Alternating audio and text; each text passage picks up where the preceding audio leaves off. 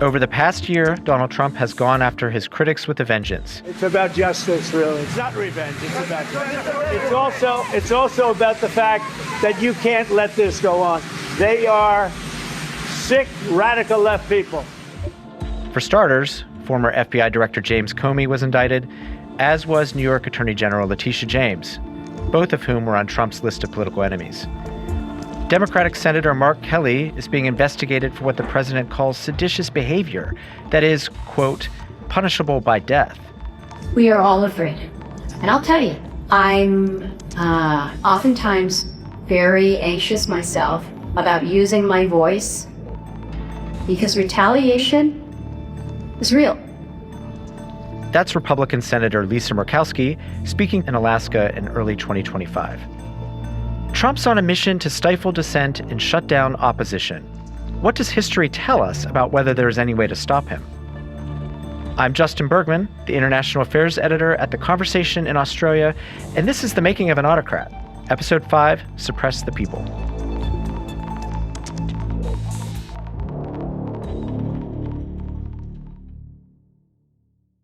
Lucan Way, you're a professor of democracy at the University of Toronto, and you've been charting the ways the Trump administration has been clamping down on dissent and consolidating power since taking office. Let's start by talking about how autocrats actually come to power.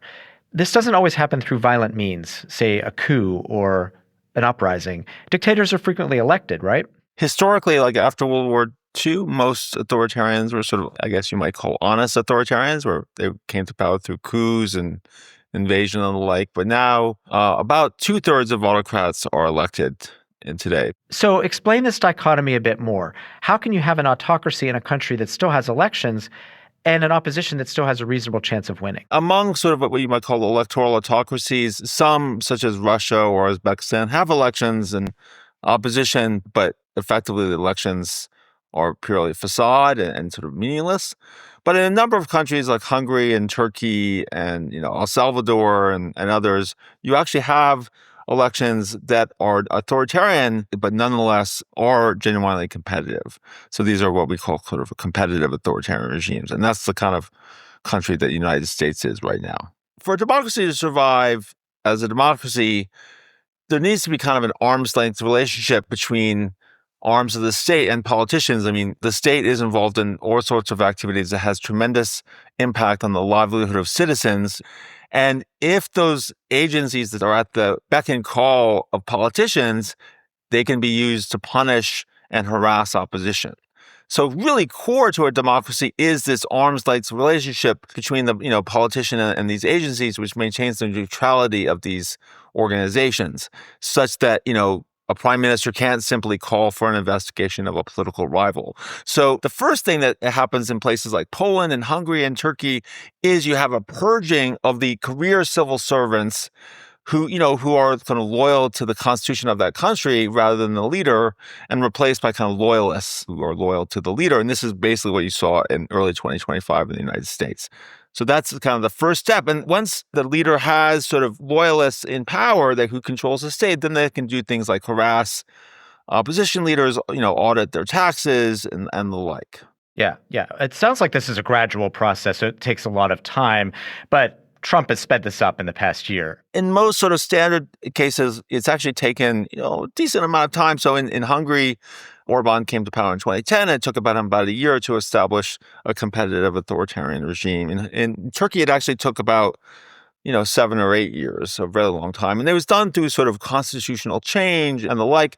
Trump literally did it within a few weeks after coming to power, partly because he was very successful at imposing his kind of loyalists in places like the Department of Justice and the FBI. So that was, he really did it amazingly quickly. You co-wrote a piece for the New York Times several months after Donald Trump took power, and you were questioning how Americans will actually know when they've lost their democracy.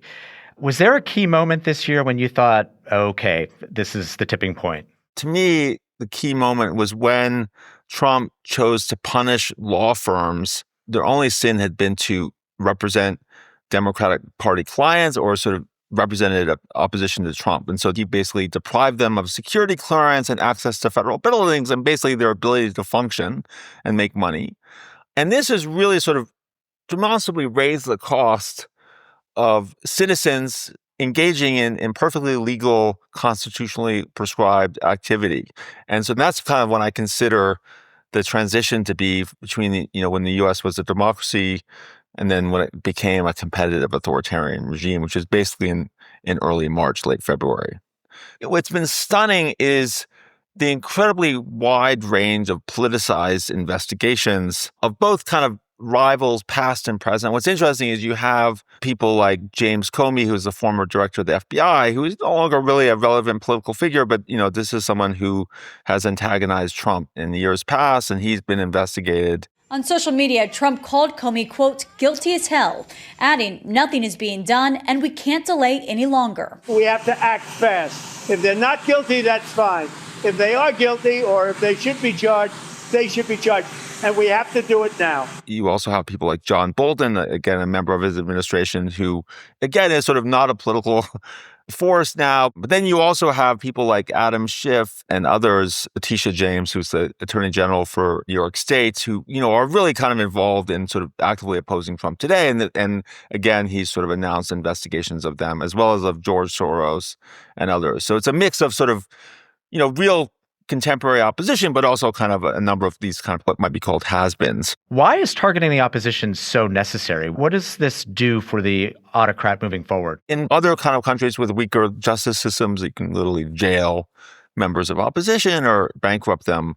I mean, in a country like the United States, where the rule of law is quite robust, this is not possible. You can't just jail rivals at will and sort of disable the opposition that way.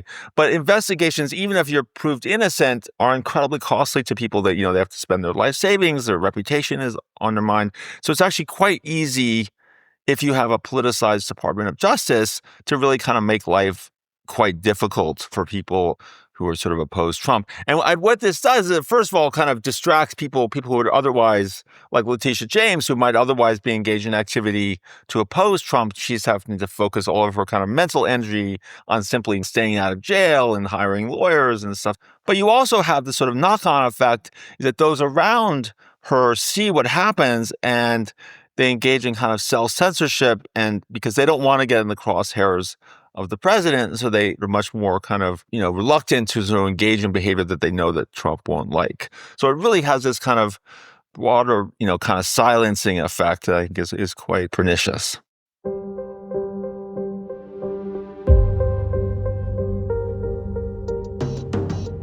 We'll be right back.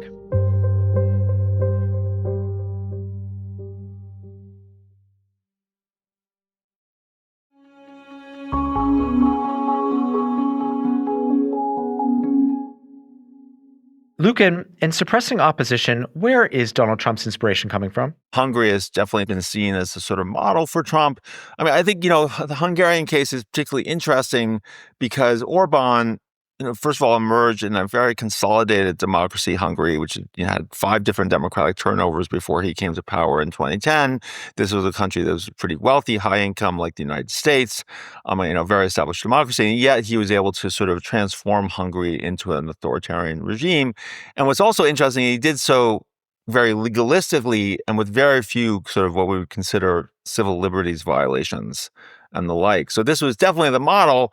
But in fact, what's interesting is, first of all, Trump, as I mentioned, has gone much quicker, but he's also run much more roughshod over the law, engaging in behavior, which is clearly violates the Constitution. For example, the tariffs, and also you have sort of the agency of ICE, which is involved in targeting migrants, and they've engaged in all sorts of, detentions of citizens without due process. So he's really run roughshod over the law to a degree that we actually don't see in Hungary. That surprised me. Going back to Orban for a moment, can you talk about the ways that he targeted the opposition specifically? What did he do when he came into power? So the first thing he did was he engaged in constitutional reform, which allowed the government much greater control over the courts and judges in his ability to appoint and sort of fire judges and appoint loyalists. That's one thing, which actually, Trump hasn't done. He's relied on the existing judges. He hasn't sort of engaged in any kind of more fundamental institutional change. But Orban also did stuff with the media, which was in some ways, much more subtle, but also, more similar to what Trump is doing, which is kind of politicizing the regulatory agencies by, for example, threatening to sort of withhold a license renewal for certain websites and television stations in exchange for sort of more favorable coverage. Hungarians have taken to the streets to protest the erosion of critical media. This is stuff that Orban engaged in, quite behind the scenes and, with a high level of deniability. There was this website called Orgo, which was a quite well-known website in Hungary. It was very critical. It was had the highest traffic in Hungary. And rather than simply shutting it down, he basically encouraged the owners to sell. And the tender itself was actually quite above board, but he kind of Orban-tied banks gave money to one sort of pro-Orban company, which was able to buy the website and transform it from a kind of independent website to a very kind of pro-Orban website. So the important thing is all this stuff was without violence. It was all behind the scenes. You had to really look hard to sort of see where the violation was. And I think this is kind of, in some ways, the sort of brilliant technique because there really is very little to protest. That's why there's a kind of evil brilliance behind Orban's activity, which I think to a certain extent they're mimicking. Russia is different from the U.S. in many respects. Turkey is different from the U.S. in many respects. The U.S. has this robust democratic tradition. Do those guardrails help at all? Is this stopping Trump from stifling the opposition in any way? Well, I think a couple of things are. I think that what you saw in the case of James Comey, where there was this very kind of all-thumbs effort to indict him, and the institutions actually functioned. The judge threw out the indictments because they violated procedure in a kind of really severe way. In other cases, the guardrails have not functioned, and the Supreme Court in the United States is not really done anything to stand up to Trump, and so that's been quite different. But I think in general, in a sense, there's the other aspect in which the United States is highly advantaged compared to other authoritarian regimes like Hungary.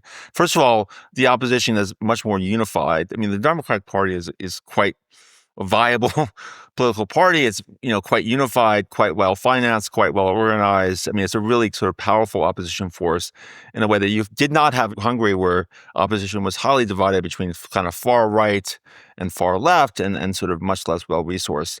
And in general, civil society in the United States is quite robust. So it's really hard to kind of stifle opposition the way in civil society, the way it was done very easily in Russia or in Hungary.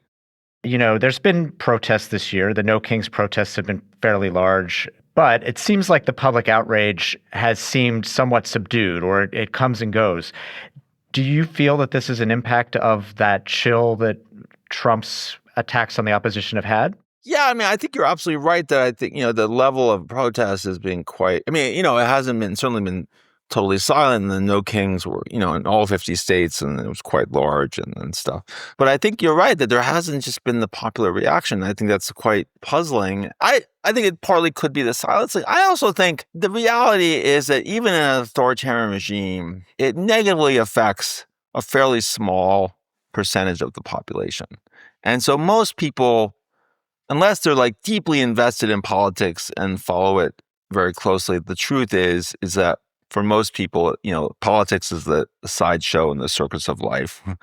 And also, I think the other issue is that perception is that the United States has no experience with authoritarianism. The United States, constitutional system is much more fragile than people thought. Lucan, thanks for your time. We really appreciate it. Thanks a lot. You can read more political analysis at The Conversation. This episode was produced by Isabella Podwinski, sound designed by Michelle Macklem. Our head of audio is Gemma Ware, and our head of editorial innovation is Ashlyn McGee. Misha Ketchel is the editor of The Conversation Australia, and Stephen Kahn is the editor-in-chief of The Conversation UK. The Conversation is a not-for-profit media organization. You can sign up to our free daily newsletter by clicking the link in our show notes. You can also listen to more of our shows wherever you get your podcasts.